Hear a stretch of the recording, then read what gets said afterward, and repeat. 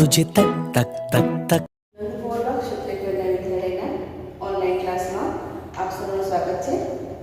આજે આપણે વાણિજ્ય વ્યવસ્થા અને સંચાલનની અંદર પ્રકરણ 2 સંચાલનના સિદ્ધાંતોની અંદર ફ્રેડરિક ટેલરના સંચાલનના સિદ્ધાંતની ચર્ચા કરવાના છીએ। પ્રશિષ્ટ વિચારધારાની અંદર પોતાનું મહત્વનું યોગદાન આપનાર ફ્રેડરિક વિલ્સન ટેલર એમણે પોતે વૈજ્ઞાનિક સંચાલનનો સિદ્ધાંત રજૂ કર્યો છે। અહીંયાથી એમનો પરિચય મેળવીએ તો ફ્રેડરિક ટેલર છે એ અમેરિકન મિકેનિકલ ઇજનેર હતા। બે પ્રશ્નો અહીંયાથી પૂછી શકે, ક્યાંના હતા? અમેરિકનના હતા અને શું હતા? વ્યવસાય તો મિકેનિકલ ઇજનેર હતા। સૌપ્રથમ પોતાની કારકિર્દીની શરૂઆતમાં ફ્રેડરિક ટેલર છે એક કંપનીની અંદર એપ્રેન્ટિસ કારીગર તરીકે કામગીરી સંભાળી હતી। સમયાંતરે તેમણે બેથમ હેલ્થ સ્ટીલ કંપનીના મેનેજર તરીકેની કામગીરી પણ કરી હતી। ફ્રેડરિક ટેલર છે એમણે ચીલાચાલુ રૂઢિગત પદ્ધતિને બદલે વૈજ્ઞાનિક સંચાલનની હિમાયત કરી અને પરિણામ સ્વરૂપે આ ફ્રેડરિક ટેલરને વૈજ્ઞાનિક સંચાલનના પિતા તરીકેનું બિરુદ મળ્યું। મોસ્ટ આઈએમપી એમસીક્યુ પરીક્ષા માટે વૈજ્ઞાનિક સંચાલનના પિતા ફ્રેડરિક વિલ્સન ટેલર અથવા તો FW ટેલર તરીકે પણ પૂછાઈ શકે।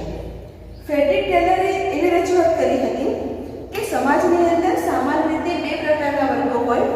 ધંધાકીય એકમની અંદર કાર્ય કરતી વખતે મોટા ભાગે બે પ્રકારના વર્ગો જોવા મળે, એક માલિક અને બીજો કામદાર। માલિકને હંમેશા પોતાના એકમમાં વધુમાં વધુ નફો થાય એવી અપેક્ષા હોય છે અને કામદારને હંમેશા એના કાર્યના બદલામાં વધુમાં વધુ વેતન મળે એવી અપેક્ષા હોય છે। માલિક અને કામદાર બંને વર્ગને પોતાના નફા બાબતમાં અથવા તો પોતાના વેતન અંતર્ગત અપેક્ષા હોવાને કારણે બંને વચ્ચે ક્યારેક સંઘર્ષ થતો પણ જોવા આપણને મળતો હોય છે। એટલે અહીંયા ફ્રેડરિક ટેલરે એવી રજૂઆત કરી કે કામદારોને ચીલાચાલુ પદ્ધતિએ માત્ર કાર્ય ન સોંપતા એને વૈજ્ઞાનિક અભિગમ સ્વીકારી અને કાર્ય સોંપવું જોઈએ। એમણે પોતે એક રજૂઆત કરી કે રૂઢિગત પદ્ધતિમાં મજૂરો હંમેશા હુકમ અનુસાર કાર્ય કરવા ટેવાયેલા હતા, જેને હુકમનો નિયમ અથવા તો રૂલ્સ ઓફ થંબ તરીકે ઓળખવામાં આવે છે। આ પણ પરીક્ષાલક્ષી એક માર્કની મોસ્ટ આઈએમપી વ્યાખ્યા બે રીતે પૂછાય છે। હુકમનો નિયમ એટલે શું અથવા તો રૂલ્સ ઓફ થંબ એટલે શું? એટલે ફ્રેડરિક ટેલરે રજૂઆત કરી હતી કે એમને રૂઢિગત રીતે કામ કરવાને બદલે એમને વૈજ્ઞાનિક ઢબે કામની સોંપણી કરવી જોઈએ અને પોતે વૈજ્ઞાનિક સંચાલનનો નવો સિદ્ધાંત રજૂ કર્યો હતો। અર્થને સમજીએ તો ખાસ ધંધાકીય એકમની અંદર ખાસ એકમ કે કારખાનામાં કર્મચારી પક્ષે સંપૂર્ણ માનસિક ક્રાંતિ છે। તેમને તેમના કાર્ય, ફરજો અને સહકર્તાઓ અને માલિકો પ્રત્યેની સંપૂર્ણ માનસિક ક્રાંતિ છે એવો વૈજ્ઞાનિક સંચાલનનો એમણે અર્થ રજૂ કર્યો છે। સરસ મજાની એમણે વ્યાખ્યા આપી છે, ખૂબ સહેલી અને મહત્વપૂર્ણ વ્યાખ્યા કે વૈજ્ઞાનિક સંચાલનની અંદર તમે તમારા માણસો પાસે શું કરાવવા માંગો છો તે જાણવું અને તે ચોક્કસ રીતે અને ઓછામાં ઓછા ખર્ચે કરે તે જોવું એટલે વૈજ્ઞાનિક સંચાલન ખૂબ મહત્વની અને અગત્યની બાબત છે કે તમે તમારા કામદાર પાસે શું કરાવવા માંગો છો તેની માહિતી આપણી પાસે હોવી જોઈએ। અહીંયા ફ્રેડરિક ટેલરે એ પોતે ઇજનેર હતા એટલે પોતે વૈજ્ઞાનિક સંચાલનના સિદ્ધાંતો દ્વારા એવું જાણ્યું કે માલિકો અને કામદારો વચ્ચે હંમેશા સંઘર્ષ થતો જોવા મળે છે. જો કામદારોને ઊંચું અને કાર્યક્ષમ વેતન અથવા તો એની વેતન પ્રથા ઉત્તેજક હશે, તેમનો કાર્ય કરવાના ઉત્સાહમાં વધારો થયેલો જોવા મળશે. તે વધુ સારી કાર્યદક્ષતાથી કાર્ય કરતા જોવા મળશે અને કામદારો પાસે રૂઢિગત રીતે કામ કરાવવાના બદલે ઉત્પાદકતા વધે, ઊંચી ઉત્પાદકતા વધે તે પ્રકારના પ્રયત્નો કરવા જોઈએ. એના માટે માલિકે એમને સારામાં સારું વેતન આપવું જોઈએ. સંચાલકોએ જો કામદારોનું વેતન દર ઘટાડશે તો કામદાર છે, કર્મચારી છે, એ કામ ચોરી કરવા માટે પ્રેરાશે. પણ જો એને સારામાં સારું વેતન મળતું હશે તો એ વધુ સારી કાર્યદક્ષતાથી કાર્ય કરતો જોવા આપણને મળશે. એટલે ફ્રેડરિક ટેલરે પોતાના અનુભવને આધારે એવું તારણ કાઢ્યું કે કામદારોની કાર્યક્ષમતાને ઊંચે લઈ જવી હોય તો તેમને વધુમાં વધુ અને સારામાં સારું વેતન આપવું જોઈએ અને ઉત્તેજક વેતન પ્રથાને સ્વીકારવી જોઈએ. એના અંતર્ગત એણે 3 બાબતોની રજૂઆત કરી છે પરીક્ષા માટે 2 માર્ક્સનો અગત્યનો પ્રશ્ન. એ કામદારને તેની બુદ્ધિ અને શક્તિ અનુસાર કાર્યની સોંપણી કરવી જોઈએ. જ્યારે માલિક દ્વારા કામદારને કાર્ય સોંપવામાં આવે તો એ કામદારની બુદ્ધિ અને ક્ષમતાને આધારે કાર્ય સોંપવું જોઈએ. નંબર 2, કર્મચારીને મહત્તમ કાર્ય કરવા માટેની સૂચના આપવી જોઈએ.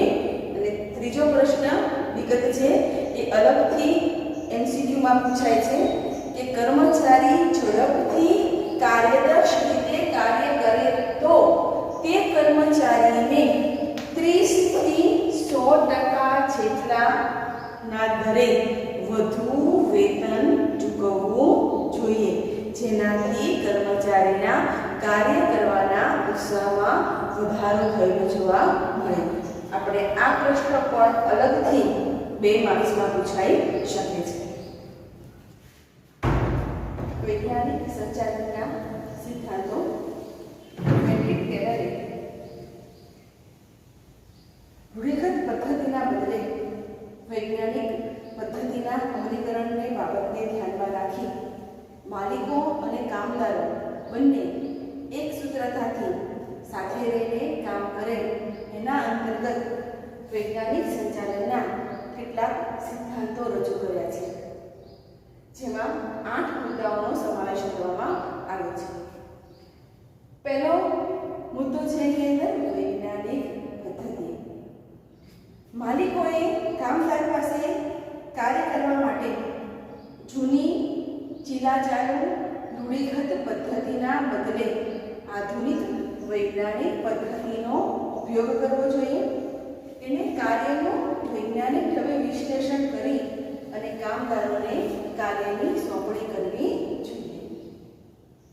2 નંબરનો મુદ્દો આયોજન અને અમલીકરણ.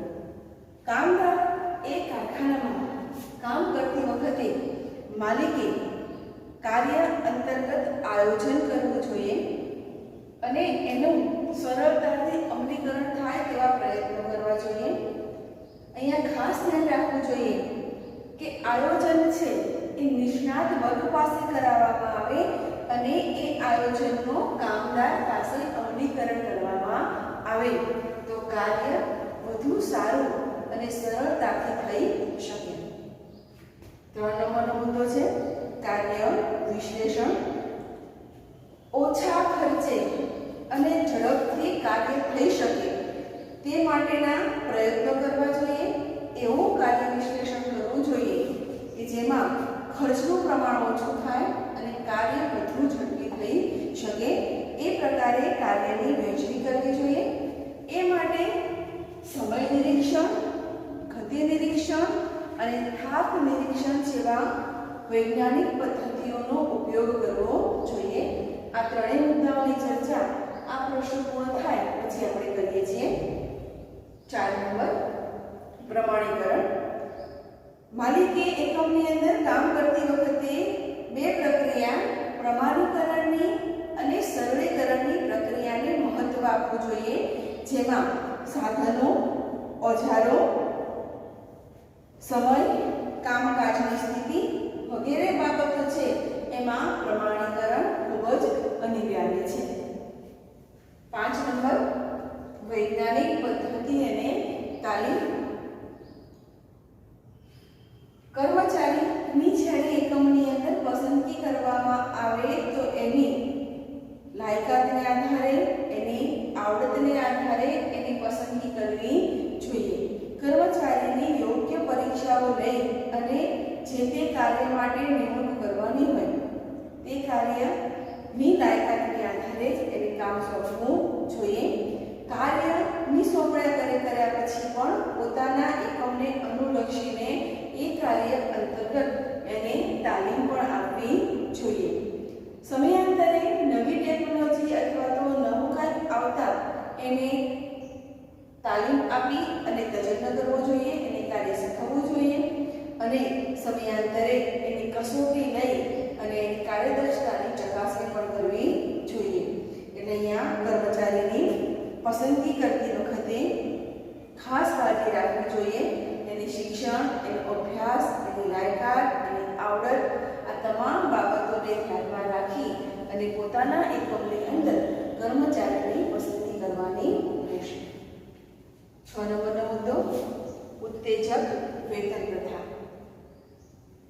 એકમની અંદર કામદાર કામ કરતો હોય તો તેને સંતોષી શકાય એ પ્રકારેનું વેતન આપવું જોઈએ. એનું શોષણ કરવું જોઈએ નહીં. એની પાસેથી વધુમાં વધુ કામ લઈએ છીએ ત્યારે એને પોતાના કાર્યના વળતર સ્વરૂપે વેતન મળતું હોય તો એ વેતનથી એ પોતે સંતોષાય એ પ્રકારેનું વેતન આપવું જોઈએ. વેતનની પ્રથાની અંદર પણ સમયાંતરે જો કાર્યદક્ષ કર્મચારી હોય તો એને એના કામના પ્રમાણમાં વધુ વેતન આપવું જોઈએ અને સમયાંતરે વેતનના દરની અંદર પણ વધારો કરવો જોઈએ. કરકસર. એકમની અંદર જે માલ તૈયાર કરીએ છીએ એ માલની પડતર કિંમત ઓછી આવે, ઓછામાં ઓછા ખર્ચે અને સારામાં સારો માલ તૈયાર કરી શકીએ, ઉત્પાદન કરી શકીએ એ પ્રકારેની પદ્ધતિનો એકમમાં ઉપયોગ કરવો જોઈએ. બિનજરૂરી ખર્ચાઓને ટાળવા જોઈએ અને ઓછી પડતરે વ્યવસ્થિત ઉત્પાદન કરી શકીએ એવા પ્રયત્નો કરવા જોઈએ. છેલ્લો મુદ્દો માનસિક ક્રાંતિ. વૈજ્ઞાનિક સંચાલનની અંદર માલિક અને કામદાર બંને પક્ષે માનસિક સંપૂર્ણ ક્રાંતિ છે થવી જોઈએ. માનસિક સંવાદિતા માટે માલિક અને કામદાર વચ્ચે તણાવમાં ઘટાડો થાય છે. બંને પક્ષે એકબીજાને જે રજૂઆત કરવી હોય એ પક્ષે રજૂઆત કરી શકે એ પ્રકારના સંબંધો હોવા જોઈએ કે જેનાથી બંને પક્ષકારોને અંદર માનસિક તણાવ નહીં અને એકમની અંદર સંપૂર્ણ શાંતિથી સારામાં સારું કાર્ય કરી શકાય. આમ F.W. ટેલરે વૈજ્ઞાનિક સંચાલનના સિદ્ધાંતની અંદર આપણે 8 મુદ્દાઓની ચર્ચા કરી છે, જેની પર એક નજર કરી લઈએ.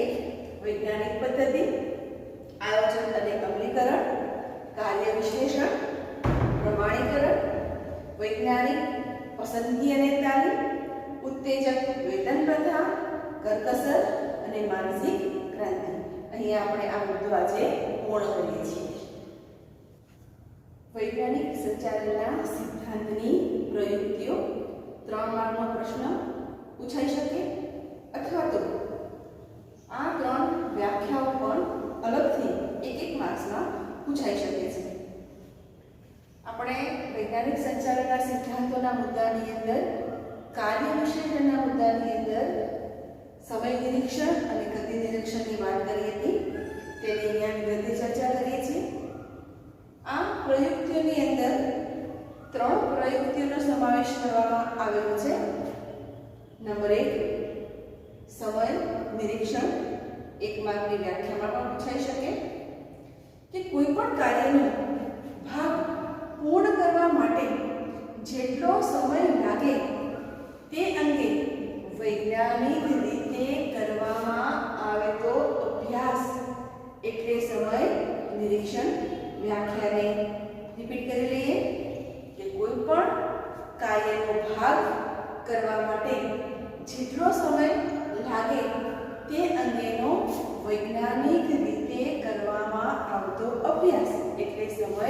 નિરીક્ષણ કે ધંધાકીય એકમે કોઈ કાર્ય કરવાનું નક્કી કર્યું છે તો એ કાર્ય પૂર્ણ કરતા વૈજ્ઞાનિક રીતે સમય નક્કી કરવામાં આવે છે તો એ કેટલા સમયમાં એ કાર્ય પૂર્ણ થવો જોઈએ એનો અભ્યાસ કરવામાં આવતો હોય છે. હવે અહીંયાથી બીજી એક વ્યાખ્યા કે જે સમય નક્કી કરવામાં આવે એ સમયને પ્રમાણ સમય કહેવામાં આવે છે.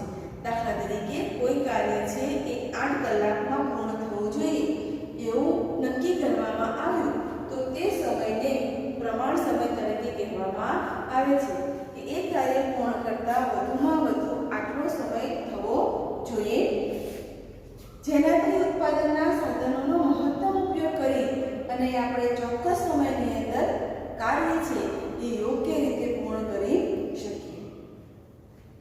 બીજી પ્રયુક્તિ છે ગતિ નિરીક્ષણ. બિનજરૂરી ખોટી દિશામાં થતા બિનકાર્યક્ષમ હલનચલનથી ઉદ્ભવતા બગાડને દૂર કરવાની પદ્ધતિ એટલે ગતિ નિરીક્ષણ.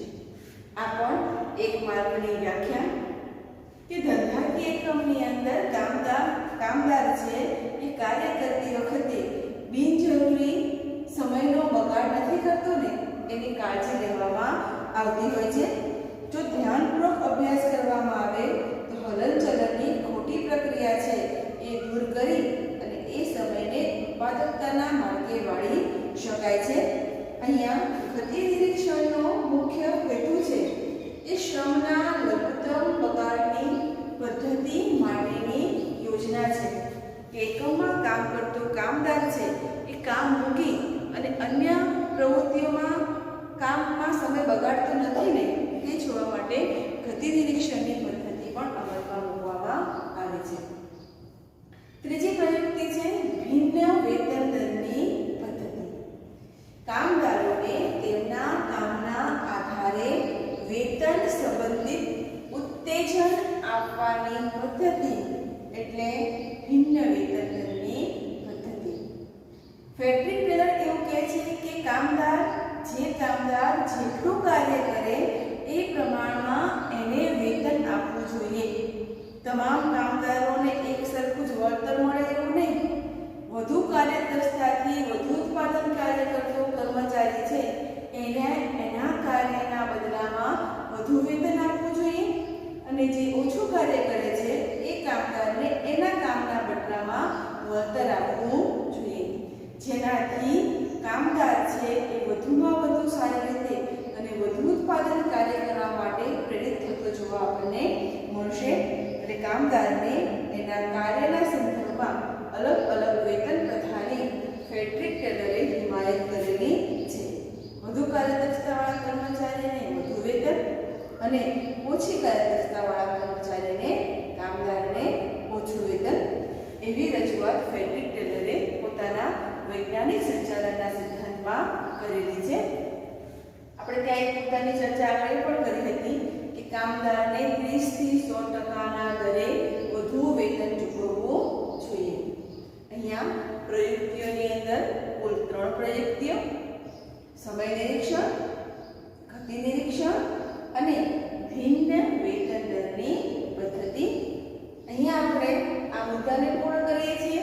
સાથે સાથે ફેડરિક ટેલરના વૈજ્ઞાનિક સંચાલનના સિદ્ધાંતોની તમામ વિગતોને